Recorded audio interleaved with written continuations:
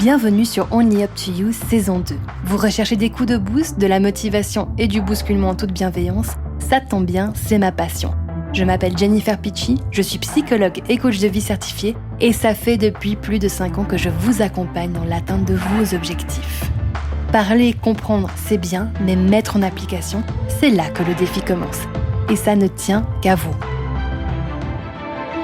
Hey, bonjour, j'espère que vous êtes prêts pour ce nouvel épisode qui va venir vous challenger et peut-être aussi vous donner quelques idées, prises de conscience sur les raisons pour lesquelles vous n'avez toujours pas vraiment commencé ce truc que vous avez envie de faire ou de vous être donné à 100% les moyens, de vous engager à 20 000% sur ce projet, cette activité, cette envie, parce que, trois petits points, il y a quelque chose qui bloque. Alors bien entendu, c'est pas dans un épisode de 15 minutes que je vais pouvoir faire le tour de toutes les raisons possibles et imaginables qui pourraient être la source d'un blocage plus profond, mais ici c'est de partager en tout cas 3 peurs. Et vous allez voir plus tard qu'on va transformer le non-peur en autre chose qui bloque très souvent les personnes dans la mise en place, la mise en pratique, l'engagement de toutes les actions qui doivent être faites, prises pour atteindre un objectif. C'est d'ailleurs un épisode où l'on va parler de papy et mamie. Alors, si vous êtes nouveau sur ce podcast et que c'est la première fois que vous m'entendez parler de papy et mamie, déjà, bienvenue, welcome.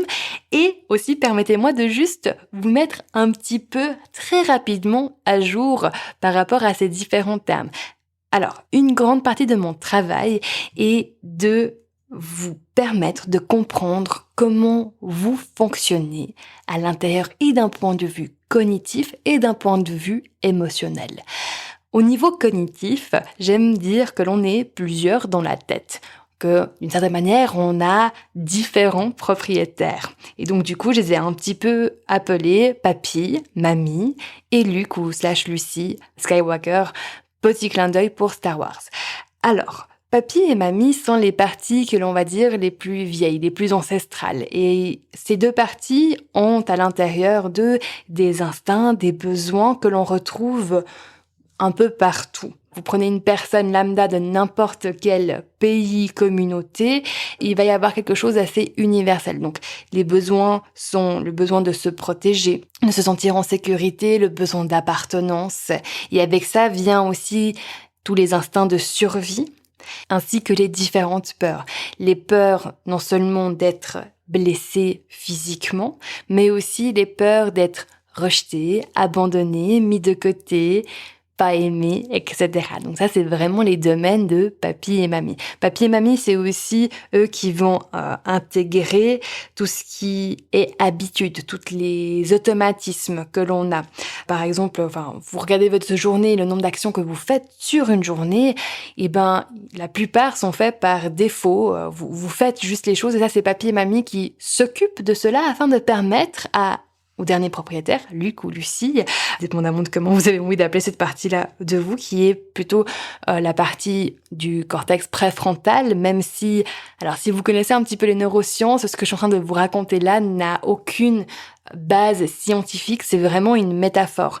Mais cette partie, Luc, Lucie, c'est là où on a plutôt le concept de soi, donc notre personnalité, et aussi cette partie-là qui nous permet d'avoir une pensée plus analytique, imaginaire, et aussi de comprendre le temps, l'espace-temps. C'est-à-dire que de cette partie-là, on arrive à comprendre qu'est-ce qui est dans le futur, qu'est-ce qui est dans le passé, qu'est-ce qui est dans le présent. Pour les autres parties de notre cerveau, tout se passe au moment présent. C'est d'ailleurs une des choses qui est si intéressante avec notre cerveau, c'est que littéralement, papy et mamie n'arrivent pas à différencier ce que l'on imagine de ce qu'il se passe vraiment. Et c'est d'ailleurs pour ça que tous les exercices de visualisation sont si puissants. C'est-à-dire que, littéralement, en visualisant les choses qui sont utiles et positives pour nous, on entraîne déjà ces autres parties de nos cerveaux qui sont très puissantes à les intégrer, les automatiser. Mais ça veut aussi dire, comme n'importe quel outil qui est puissant, que si notre attention est fixée sur des choses qui nous desserrent, qui sont négatives, eh bien, ces autres parties de nos cerveaux vont se calibrer s'adapter en fonction de cela, même si c'est juste de l'imaginaire. Enfin bref, il y a plein d'épisodes au sujet du cerveau et donc je vous invite à aller les écouter. Et d'ailleurs, si vous voulez aller encore plus loin, il y a un super podcast que je viens de découvrir qui s'appelle Neurosapiens, qui du coup parle du cerveau d'une manière qui est merveilleuse et que je vous invite à aller découvrir, écouter, vous abonner, etc. C'est une perle, c'est tellement riche. Enfin bref, c'est incroyable ce que cette personne fait. Donc je vous encourage à aller l'écouter, je vous le mets aussi en note de podcast. Bon, retour à nos moutons. Aujourd'hui, j'avais envie de vous parler de 3 peurs qui se retrouvent vraiment souvent. Mais avant cela, j'ai juste envie de redéfinir ce que c'est que la peur ou une vraie peur. Alors, la peur en soi, c'est une réaction instinctive dans le but de protéger notre intégrité et aussi de nous défendre. Dans la peur, en fait, il y aurait 3 types de réactions. C'est les 3 F en anglais, les freeze, fight, flight. Donc, le fait d'être pétrifié, de pas bouger, le fait de se battre, peut-être de devenir agressive, ou bien le fait de fuir. D'ailleurs, lorsqu'une personne est angoissée, eh bien, elle a aussi ces mêmes mécanismes. Soit elle ne sait juste plus quoi faire, elle est dans une inaction totale, elle attend. Elle attend que ça passe, elle attend que peut-être les choses s'apaisent, que son cerveau reçoive les signaux comme quoi maintenant c'est bon, c'est passé. Ou bien elle peut devenir agressive. Ça, c'est d'ailleurs quelque chose qui mérite peut-être d'être un petit peu plus développé à mon sens, c'est que parfois, des personnes qui sont ultra agressives sont en fait hyper anxieuses. Et c'est juste dans leur manière d'exprimer cette anxiété, c'est à travers ce côté défensif. Et puis après, il y a les personnes qui fuient, qui évitent, qui tout d'un coup disparaissent un peu dans la nature. Voilà, qui vont éviter à tout prix la conversation difficile, l'action qu'elles appréhendent, etc. Donc d'ailleurs, première question pour vous, naturellement, vous diriez que vous penchez plutôt de quel camp ? Est-ce que vous êtes du côté agressif, du côté fuyant ou du côté total blocage ? Bien entendu, nos réactions peuvent totalement changer d'une situation à l'autre, c'est sûr, mais voilà, juste pour vous, pour juste vous connaître, vous êtes plutôt de quel camp, entre guillemets. Maintenant, si l'on en revient au sujet d'aujourd'hui, quelles sont ces peurs, ces fameuses 3 peurs qui nous bloquent, nous empêchent d'avancer? Ce que j'aimerais vous proposer en premier, c'est de transformer le mot peur par inquiétude. Parce que finalement, vous allez voir que ces choses qui nous bloquent sont en fait des projections mentales. Donc petit clin d'œil pour le début par rapport à ce que Luc, peut-être papy et mamie aussi, imaginent qu'il pourrait se passer. Et de cette manière-là, on n'est plus sur quelque chose qui est de l'ordre de protéger notre intégrité physique, de nous défendre, on n'est plus sur vraiment une forme d'inquiétude. Alors, bien entendu, toutes les inquiétudes qui ont un rapport avec notre place au niveau du groupe social, au niveau de nos interactions, des relations que l'on va avoir, font aussi partie des peurs parce que c'est cet aspect de nous, vu qu'on est des êtres vivants profondément sociaux, on a aussi plein d'instincts liés à cela et du coup aussi des peurs entre guillemets. Mais j'aimerais juste vraiment vous proposer de transformer ces peurs, qui peuvent être très réelles, en inquiétude. Et de voir déjà en vous disant, mais en fait, c'est pas une vraie peur, c'est une inquiétude, une projection mentale que je me fais. Qu'est-ce que cela change pour vous? Est-ce que ça vous donne un petit peu plus de flexibilité et d'ouverture? Alors, ces 3 inquiétudes sont les suivantes. Il y a l'inquiétude de la perte, l'inquiétude de la procédure et l'inquiétude de la finalité. Je vais commencer par la première, l'inquiétude de la perte.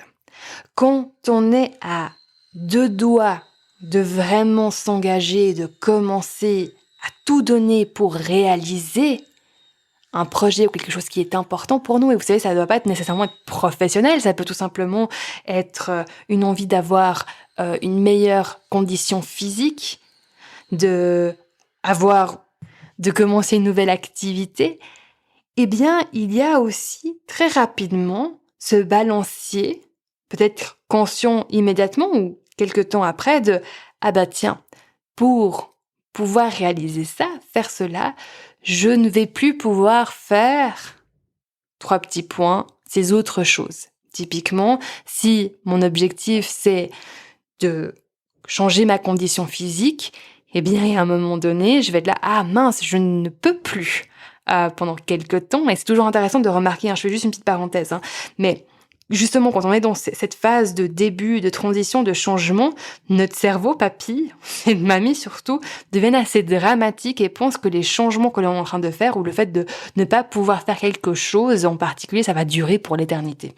C'est vraiment ce côté très dramatique. Donc, typiquement, si j'ai envie de changer ma condition physique, peut-être de perdre un petit peu de poids, eh bien, je vais peut-être me dire, tiens, la 4e tranche de gâteau au chocolat, peut-être pas, en fait. Et là, automatiquement, bam, papy, mamie qui s'enclenche, grosse crise, attention, non, on va plus jamais avoir ça, mon Dieu, etc. Et cette métaphore, vraiment pour le gâteau au chocolat, en fait, on peut l'appliquer sur d'autres aspects de notre vie. Par exemple, si tout d'un coup, quelque chose qui est important pour vous, c'est d'avoir une meilleure organisation, une meilleure productivité, du coup, vous allez devoir planifier les choses et du coup, il peut y avoir ce ressenti, cette inquiétude de perdre votre spontanéité, de perdre cette légèreté, que quelque chose devienne plus dur et bam, votre cerveau va immédiatement entrer dans une espèce de projection de drame et maintenant tu seras dans une rigidité mentale, il n'y aura plus de légèreté, plus de spontanéité, tu vas devenir tendu comme une corde de violon, etc., etc., etc. Et donc il y a aussi cette notion qui est aussi subtile de la perte identitaire.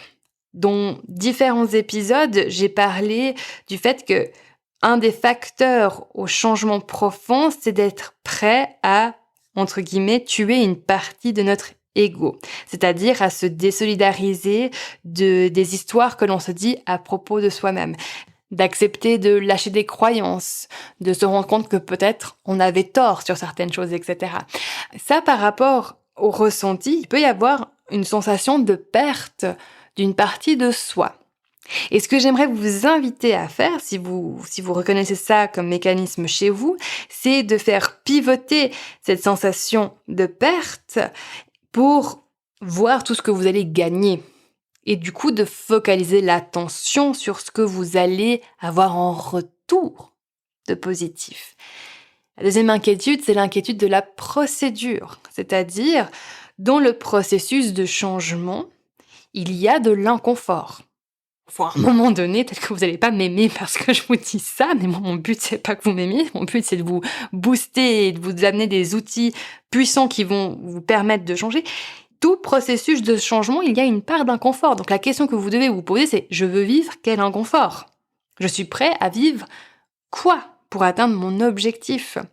Et dans cette inquiétude de l'inconfort, à nouveau, papy et mamie peuvent devenir très dramatique, justement, avec cette notion de l'inconfort qui va perdurer, où ça va jamais revenir à quelque chose d'agréable, etc. Et là, c'est à vous de reconnaître quand il y a ce drame intérieur qui se met en place, mais aussi de reprendre les rênes de votre cerveau et de dire « Ok, ça fait partie du processus, c'est ok, c'est normal, ça en vaut la peine. Ça en vaut la peine. » Et c'est aussi tout à fait normal que durant ce processus-là, il y ait des doutes. Le doute fait partie du deal. Le doute est normal. La question que vous devez vous poser, c'est pas pourquoi est-ce que je doute alors si je doute, c'est peut-être que c'est pas ce qui est juste pour moi. Non, la question que vous devez vous poser, c'est qu'est-ce qui va gagner et qu'est-ce que je nourris mon doute ou bien la confiance et l'engagement. La confiance qu'à un moment donné, papy et mamie vont automatiser ces nouveaux processus et que ça va devenir agréable, facile, simple et que ça va être intégré. Faites confiance à votre cerveau, à un moment donné, il s'adapte.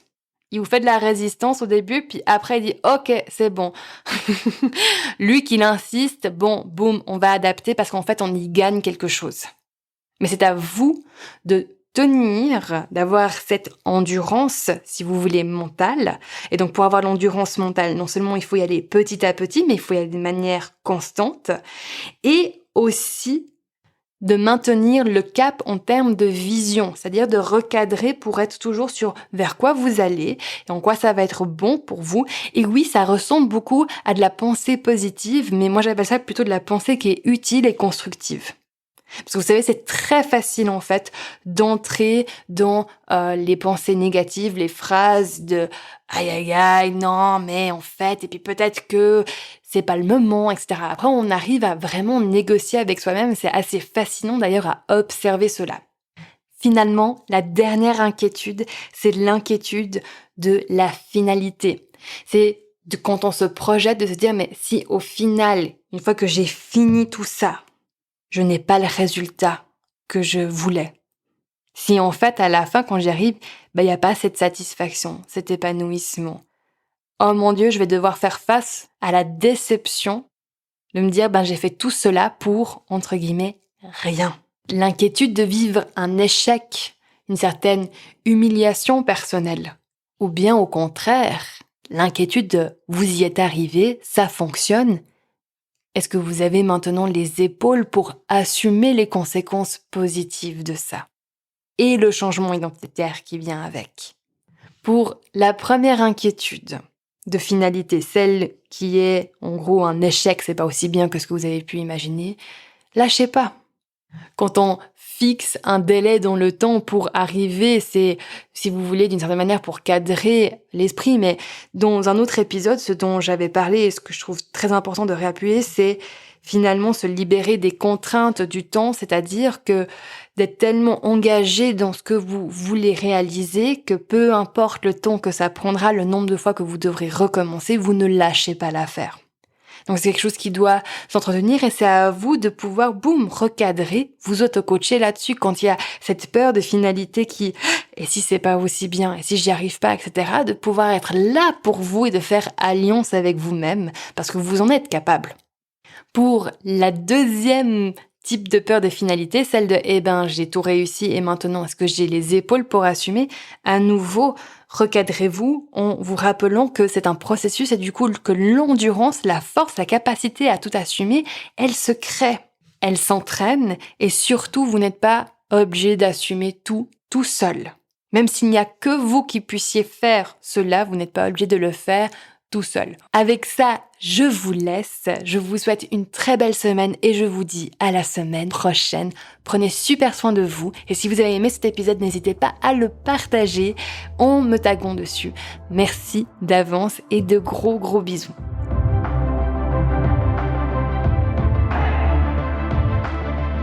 Hey, n'oubliez pas de vous abonner à la chaîne et à la newsletter pour être tenu au courant des nouveautés. Vous avez toutes les informations en note de podcast. Si vous êtes prêt à investir sur vous-même, le programme Game Changer est fait pour vous. C'est un programme premium exclusif qui va vous donner les clés réelles du changement. Rappelez-vous, c'est à propos de ce que vous faites, pas de ce que vous auriez souhaité faire. Et ça ne tient qu'à vous.